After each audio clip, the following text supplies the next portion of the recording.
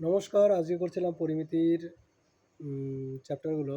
যে আগের চ্যাপ্টারগুলো না দেখে থাকলে অবশ্যই প্লেলিস্টটিকে দেখে নেবে। আজকে আমরা করবো লম্ব বৃত্তাকার চোঙ। লম্ব বৃত্তাকার চোঙ দেখতে এরকম। লম্ব বৃত্তাকার চোঙ, এখানে হয়তো চোঙের ছবি আঁকা সম্ভব হবে না হবে, বুঝতে পারছি না। আছে চোঙের ছবি আমি দেখিয়ে দিচ্ছি। এটা হচ্ছে আমাদের লম্ব বৃত্তাকার চোঙ।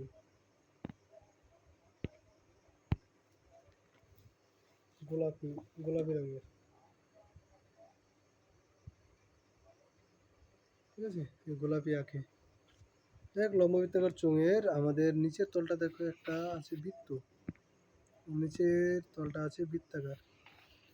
এই বৃত্তের কেন্দ্র রয়েছে, ব্যাসার্ধ রয়েছে, সরাসরি উপরে একটা বৃত্ত রয়েছে, বৃত্তর কেন্দ্র রয়েছে, কেন্দ্র থেকে কেন্দ্র, এটা হচ্ছে এইচ হাইট, এটা হচ্ছে আর। তাহলে এই অবস্থায় যদি থাকে, এই লম্ব বৃত্তাকার চোঙটার আমাদের পার্শ্বতলের ক্ষেত্রফল হবে, সমগ্রতলের ক্ষেত্রফল হবে, দুটো হবে। নিচের ভূমির ক্ষেত্রফল হবে কত হবে? ক্ষেত্রফল পাই আর স্কোয়ার। উপরেও একইভাবে হবে পাই আর স্কোয়ার। আর পাশ দিয়ে ক্ষেত্রফল কী হবে? 2 পাই আর, তার সাথে 2 পাই আর কি, বৃত্তটার পরিধি, তার সাথে উচ্চতা গুণ করে দাও, 2 পাই আর এইচ। এটা হচ্ছে আমাদের পার্শ্বতলের ক্ষেত্রফল, পার্শ্বতল।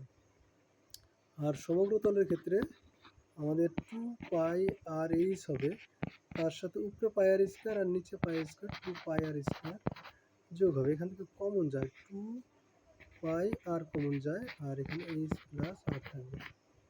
এটা হচ্ছে আমাদের সমগ্রতলের ক্ষেত্রফল, আর এটা হচ্ছে পার্শ্বতলের ক্ষেত্রফল। এই দুটো জিনিস গেল। আর একটা জিনিস আছে, সেটা হচ্ছে ভলিউম। ভলিউম বের করতে হবে।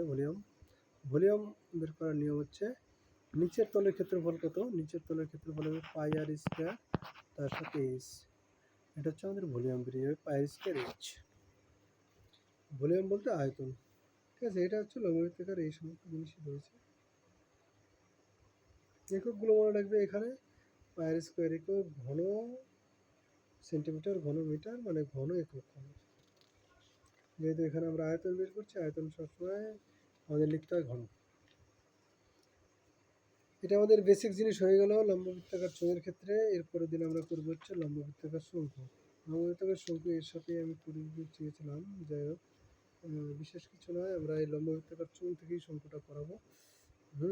ঠিক আছে, পরের ভিডিওতেই করছি।